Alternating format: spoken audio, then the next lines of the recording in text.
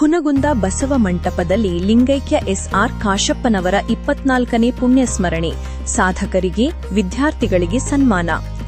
ಹುನಗುಂದ ಪಟ್ಟಣದ ಬಸವ ಮಂಟಪದಲ್ಲಿ ಮಾಜಿ ಸಚಿವರಾದ ಲಿಂಗೈಕ್ಯ ಎಸ್.ಆರ್. ಕಾಶಪ್ಪನವರ ಅವರ 24ನೇ ವರ್ಷದ ಪುಣ್ಯಸ್ಮರಣೆ ಕಾರ್ಯಕ್ರಮ ಭಕ್ತಿಭಾವದಿಂದ ಹಾಗೂ ಅರ್ಥಪೂರ್ಣವಾಗಿ ನಡೆಯಿತು.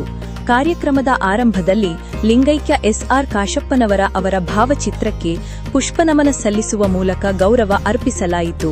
ಬಳಿಕ ಮಾಜಿ ಶಾಸಕಿ ಗೌರಮ್ಮ ಕಾಶಪ್ಪನವರ, ಹುನಗುಂದ ಶಾಸಕ ಡಾ.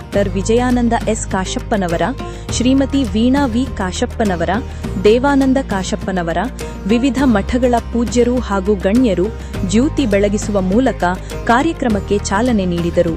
ಈ ಸಂದರ್ಭದಲ್ಲಿ ವಿವಿಧ ಕ್ಷೇತ್ರಗಳಲ್ಲಿ ಸಾಧನೆಗೈದ ಸಾಧಕರನ್ನು ಹಾಗೂ ಪ್ರತಿಭಾವಂತ ವಿದ್ಯಾರ್ಥಿಗಳನ್ನು ಸನ್ಮಾನಿಸಿ ಗೌರವಿಸಲಾಯಿತು. ಸನ್ಮಾನ ಸ್ವೀಕರಿಸಿದ ಸಾಧಕರು ಮತ್ತು ವಿದ್ಯಾರ್ಥಿಗಳಿಗೆ ಅಭಿನಂದನೆ ಸಲ್ಲಿಸಿ ಅವರ ಮುಂದಿನ ಜೀವನಕ್ಕೂ ಶುಭ ಹಾರೈಸಲಾಯಿತು.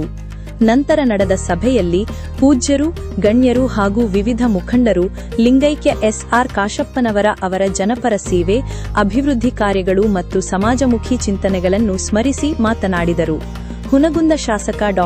ವಿಜಯಾನಂದ ಎಸ್. ಕಾಶಪ್ಪನವರ ಅವರು ತಮ್ಮ ತಂದೆಯವರ ಆದರ್ಶಗಳನ್ನು ಮುಂದುವರಿಸಿಕೊಂಡು ಕ್ಷೇತ್ರದ ಸಮಗ್ರ ಅಭಿವೃದ್ಧಿಗೆ ಬದ್ಧರಾಗಿರುವುದಾಗಿ ತಿಳಿಸಿದರು.